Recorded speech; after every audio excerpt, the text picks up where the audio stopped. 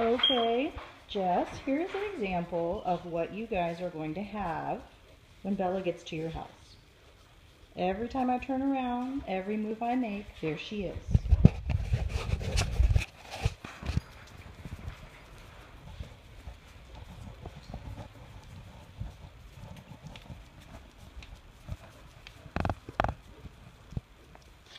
I usually have scars on my ankles from where she walks, from where she walks on them.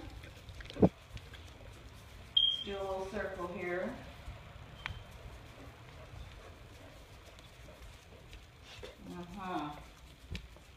And we'll go in the other room for a second.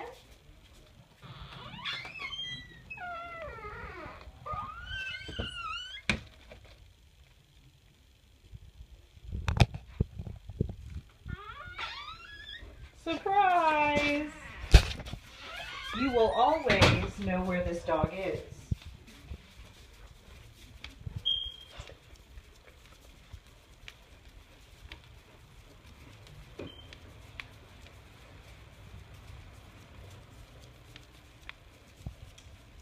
Bella's never going to get lost, are you? Nope. Don't got to worry about her running off. She will never leave your side.